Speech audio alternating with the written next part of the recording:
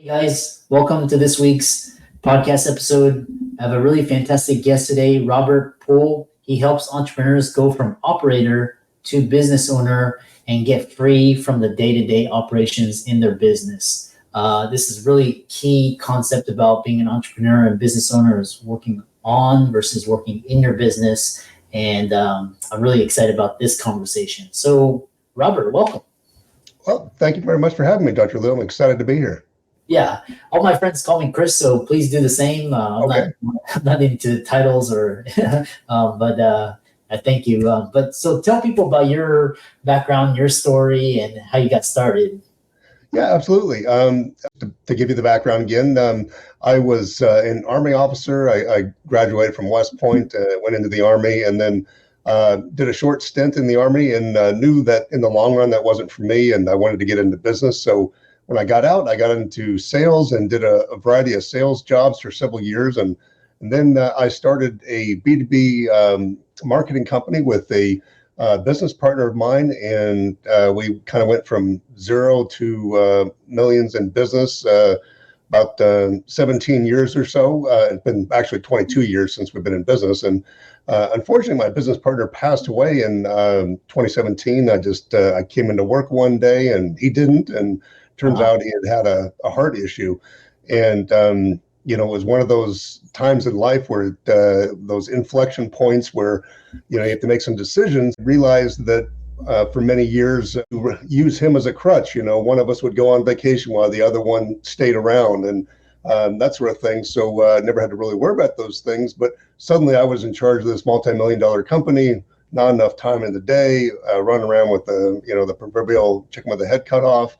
And I realized I need to make some changes. So I've spent the last several years originally changing my business so that I became unnecessary to the day-to-day operations and could focus on some of the important things and what was important to me personally and get some of that freedom, and started working with other business owners for the same concept, because I found a lot of my clients were experiencing the same thing where, entrepreneurs, as you know, we kind of get into this business a lot of times because we don't want to have a boss. We want to have, freedom. And unfortunately, most of the time it ends up being the opposite. And so we've really focused on that. And so that's my current focus, and is helping other business owners make that transition as well. Yeah, fantastic story. Yeah, I've always been interested in, from firing your job and your boss to changing the source of your income from active work income to passive, more royalty, more scalable income. And so I love this idea. And so one thing he's talking about is most people, they don't have an exit strategy for their business. And when you ask them that, it's like they think about selling their business. But talk about turning your business into a saleable asset. Yes, and that's it's an interesting point you just made there, that a lot of us don't think about in terms of, well, I don't want to sell my business, right now, or I have no plans to sell my business.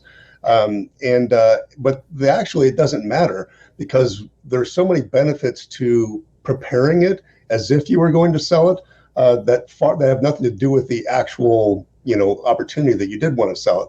So, I generally work with clients on four areas of the business. Number one is sort of changing your mentality from an operator to an owner. And it takes a lot of things, because as entrepreneurs, we tend to be type A personalities. We want to get things done and have a hard time letting go. And, so we've got to change our mentality, and there's a lot that goes into that. And then, of course, too, you've got to have the right team with you, and building that team, whether you're a solopreneur or you've already got 20 employees, building that team and building people that you can trust, that is almost like family, that in your absence, things are going to be taken care of. And those people take ownership in the company. That's an art in itself. And it took me a very long time to figure that out. And then, of course, you've got to set up processes and automation optimizations. A lot of these days, we talk a lot about AI and everything. That's a big excitement, and all the automations and everything. But behind all that, we have to have processes, because processes are more important than automation. Automation is a tool that helps processes. And again, I discovered that we didn't have those processes in place And that was something that I really focused on and was life changing for me. And then finally, you've got to really make sales and marketing one of those things that permeates your whole company. A lot of us owners are like, well, I don't want to be a salesperson or whatever, and that's understandable. But we do. It's one of those things, though, that you are the head of the company, the leader, and you have to be ultimately in charge of growing the company. So you need to have the basic knowledge of, are people doing what they're supposed to be doing, so to speak? You don't have to be a master salesperson, but you need to be able to hire salespeople if that's what you want to do, and understand if they're doing their job right and what's overall strategies and things like that. But more importantly, not just you, but we've changed so that everyone in our company understands basic sales principles, basic marketing things. So, the receptionist that picks up the phone, she knows how to deal with a prospect or a client from a marketing standpoint. She'll know what to, that's not her specialty, but she knows just enough to make a difference. And that way, everybody is on the same page. So if you get those four components right, that allows you to build that asset. Like I said, it's not because you necessarily want to sell, but the company functions better for you. It functions better for any employees you have. They start loving coming to work and being part of something. And, your customers and clients get a much better experience. So, again, it's not about selling necessarily, although that's certainly an option. And you're going to have to do that, all these things if you want to sell.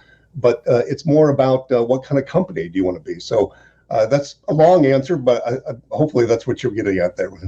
Yeah.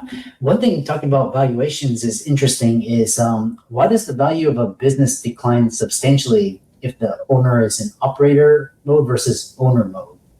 Yeah, absolutely. And that's a big one. That was one of those wake up calls when my business partner passed away.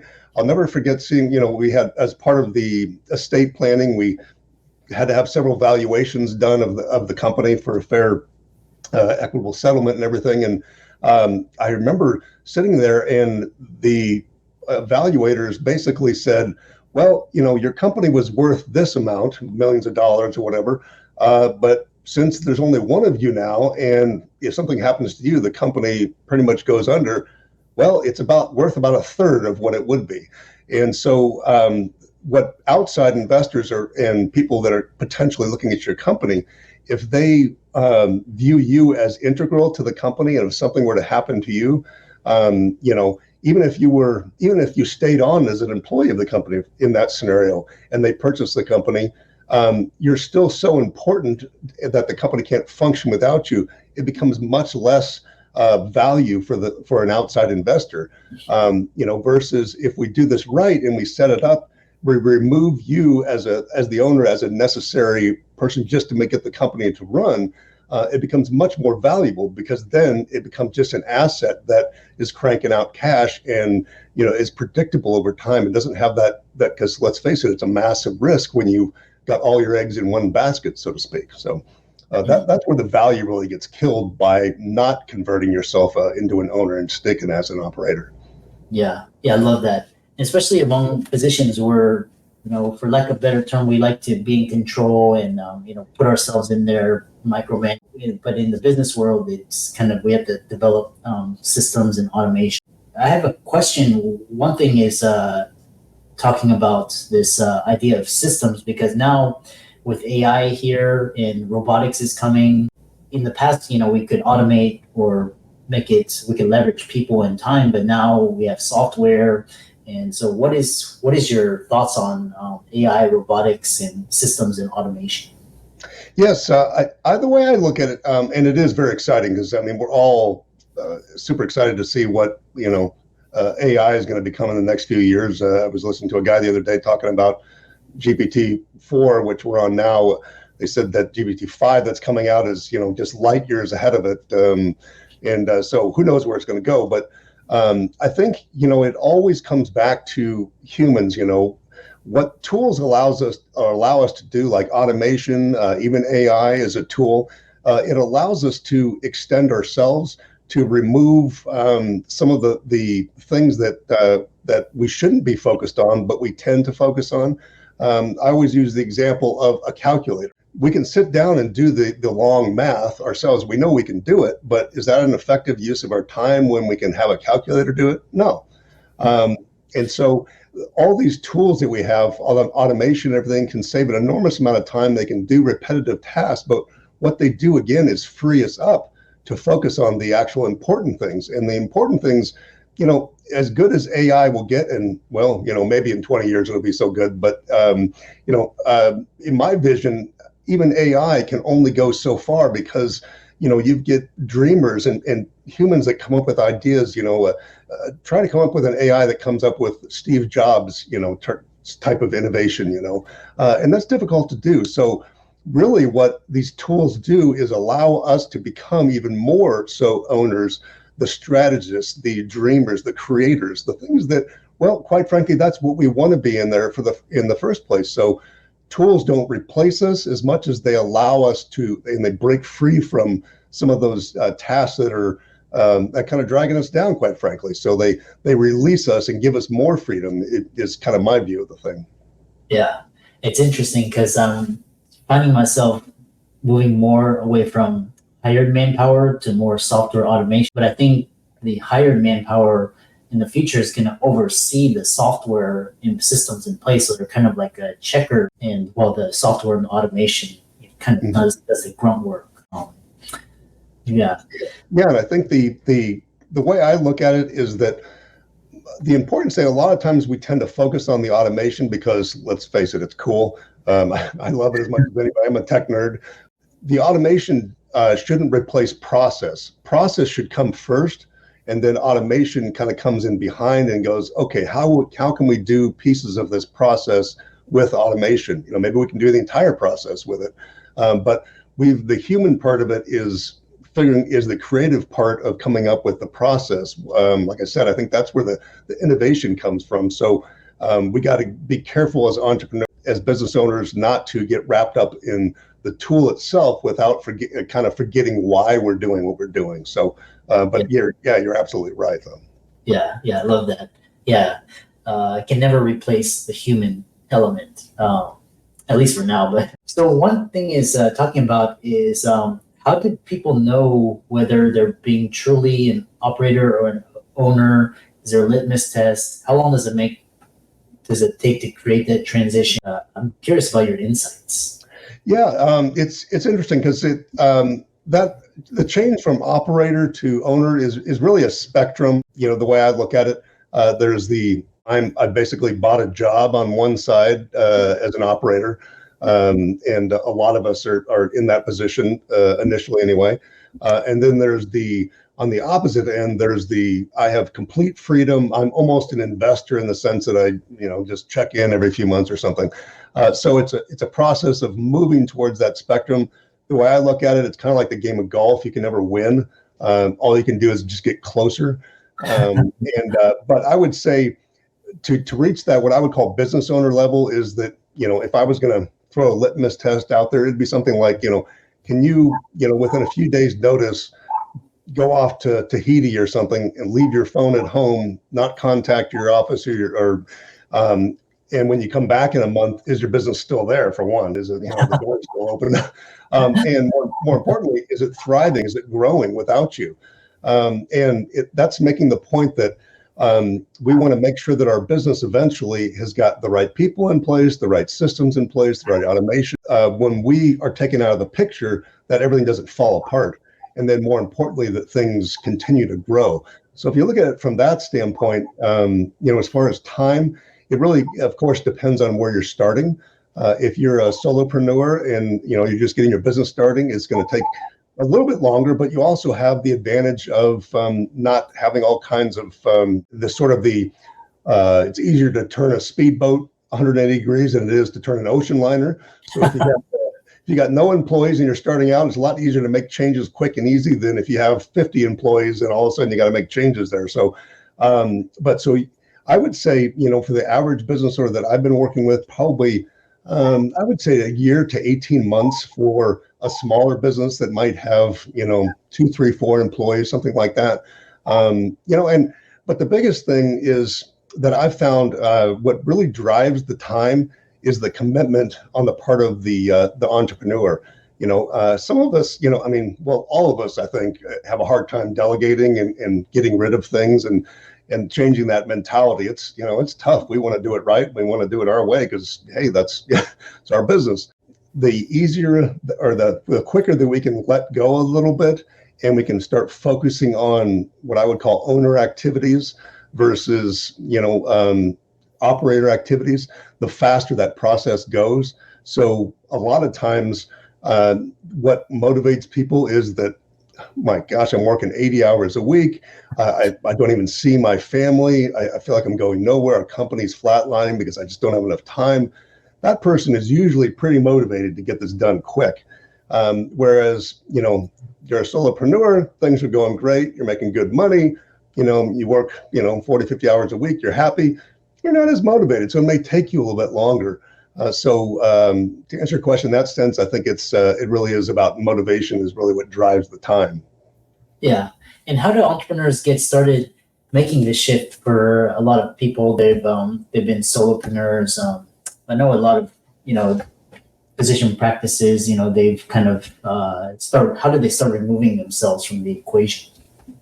Yeah, it's of course, like anything, you've got to have a plan, but it really comes down to those four areas, and depending on where you start. But to me, the thing that you want to do from the beginning of the business is process is probably the biggest thing, even more so than bringing in a team to help. If you don't have processes to start off with, and more importantly, if you don't have processes that are documented, you're gonna have a real hard time growing.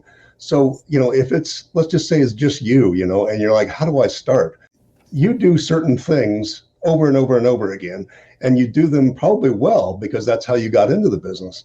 But what you need to do is be able to document those things so that you can bring somebody else in and they can learn very, very quickly how to do 90% of what you're doing versus taking 6 months of working with you, so to speak, and following you around.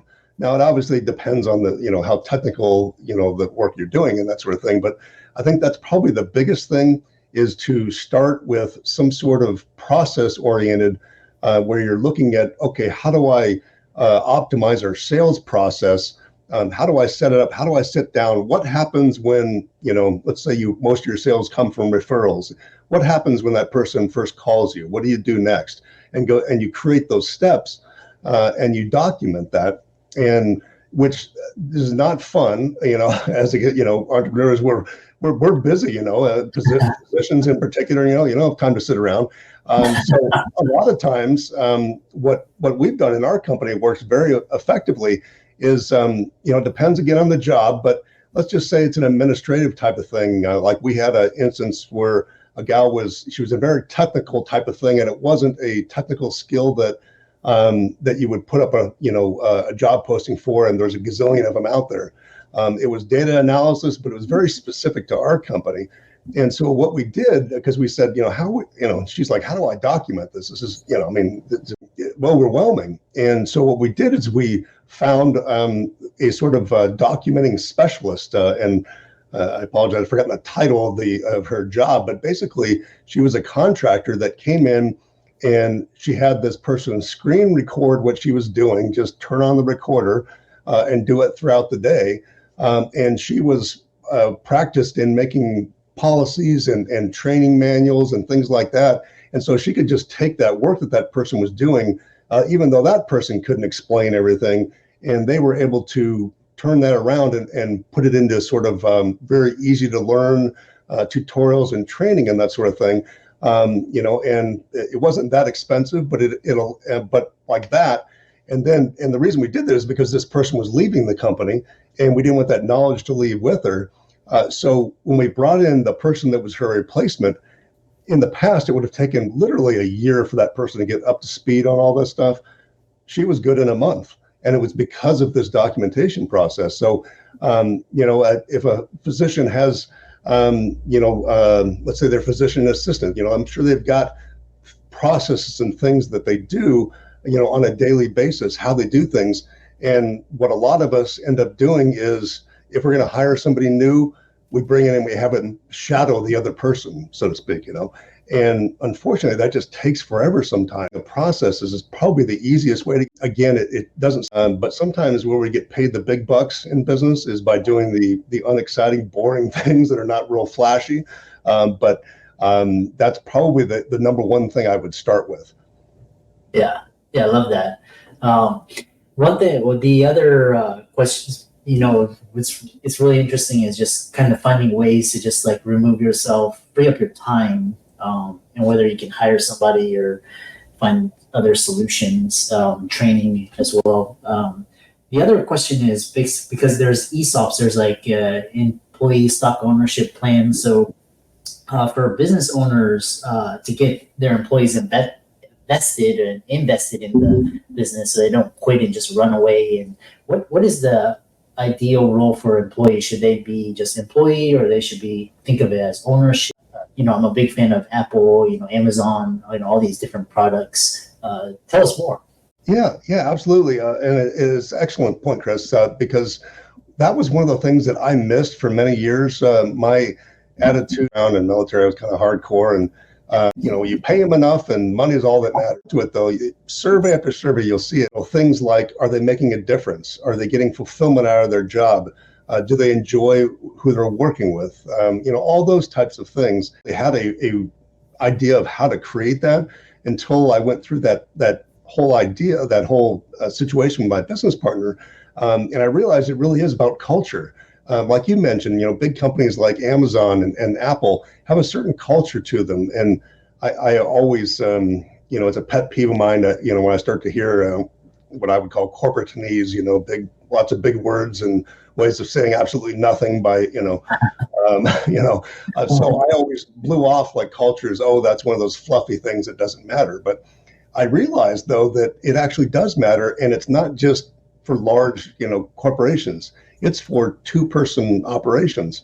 And because culture is about the unwritten rules that we all have, that a group always has, unwritten rules. If you, on the weekends where I live in Arizona, there's a lot of people who are, bike riders, and so there's groups of these people, cycling, and, they're all dressed the same. They all got the little skinny shorts on, they all got the helmet, but those people are all, they've got their own internal group rules. And, that's an example. So what we found is that if those rules are there, but if we don't think about them, it's just like in a sales script. If you don't think about what you're saying and plan it in advance, you're going to get in trouble. So what we started doing is we sat down with our company and everybody had input, and we created literally a list of, how we think, how we do things. We would start, even things like, we don't tolerate any kind of, sexual harassment or whatever, or, we like to have fun and don't take things too seriously, whatever, so we're just brainstorming rules, so to speak. And we finally came up with, I think it's maybe 12 different things that we all kind of agreed on. It's like, that's us, and we've taken it so far as when we bring in a new hire, in the interview process, we hand them this list of, here's what, our group, our culture is all about. Make sure you're comfortable with this. It doesn't mean it's not good or bad. It just means that's who we are. And so you want to fit into that. And I can't tell you what a difference that's made in the morale, in people sticking with us, when we've been through tough times or tough situations. In the past, if somebody was just there for the money, boom, they're out of there. It's created an environment where we're a family, and outside of work, people are loyal and doing things for each other. Nobody's clocking out right on the dot. They're getting early and staying late. Our average tenure at our company is now over 5 years for an employee, and it's because of this shift in culture. And I can just say, because it was a stark difference before and after, because I know what it's like to have churn with employees and coming and going, and not only how expensive that is, but it's not fun. And so focusing on culture, recognizing what it is, everybody being on the same page creates that loyalty and creates that environment that we all want to be part of, So I would say culture is probably the number one thing that you want to work on. I love that. And then there's a great quote that says, become an owner, become an investor, invest in, like, for example, if you work at Apple, you can buy their shares, or if you frequent Starbucks, buy their shares, Disney, these types of things. Become a owner and not a consumer. It's been same thing with the business, where you want to invest in there. So how can people contact you, follow you, reach out to you, and check out your work? Yeah, absolutely. Appreciate that. I'm on all the social media platforms, most of them under the Robert Poole, Poole with an E on the end. And my YouTube channel's got 40 or 50 videos on different topics for small business owners on there right now, and I crank those videos out.